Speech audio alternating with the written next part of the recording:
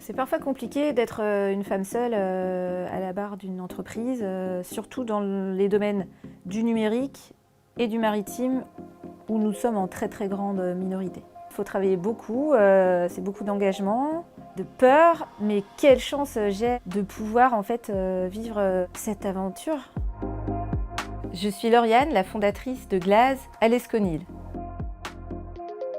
J'ai grandi au port de Loctudy, dans le département du Finistère. C'est vital pour moi d'être auprès de la mer, donc j'ai toujours fait en sorte d'avoir des expériences pro au bord de l'océan.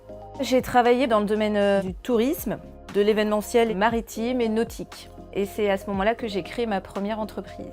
En mars 2018, j'ai été recrutée par l'association Maillage. Les marins sont très contrôlés, ils subissent beaucoup de pression administrative et dans le domaine de la sécurité, d'où le besoin d'être accompagnés sur ces sujets très importants dans leur quotidien. Après 4 ans, le bureau de l'association m'a proposé de racheter les actifs. La décision n'a pas été très simple à prendre, étant donné que j'avais 2 enfants en bas âge, que j'étais en CDI.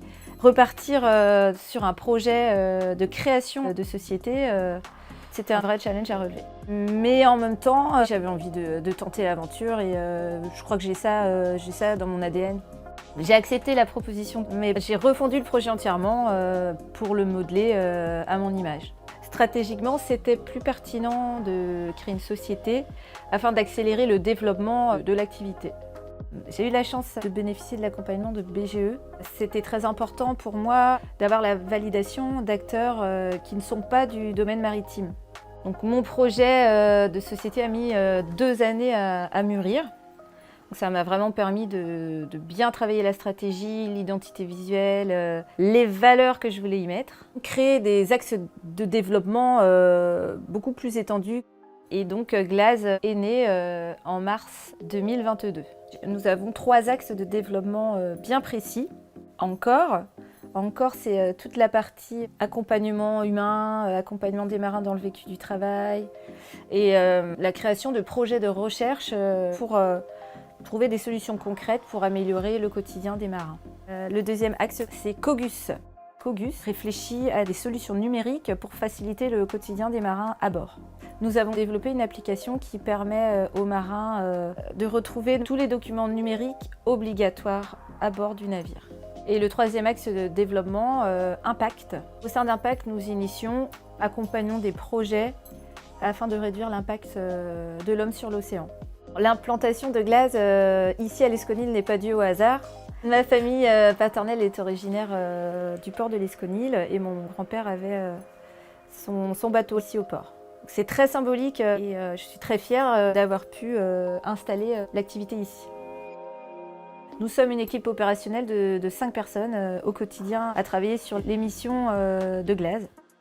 Du fait de mon parcours professionnel divers, je pense que j'ai développé la capacité de m'adapter à différents univers. Tu dois aller convaincre des investisseurs, des banquiers. Il faut maîtriser des langages économiques pointus. Et puis après, il faut que je maîtrise un langage technique sur les bateaux.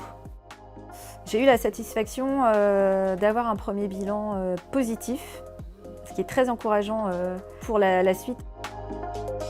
Je n'aurais jamais imaginé, quand j'étais enfant, que je serais une femme, chef d'entreprise. Ça a été beaucoup de travail, mais Glaze m'a permis vraiment de commencer à trouver un équilibre entre ma vie perso, la vie pro.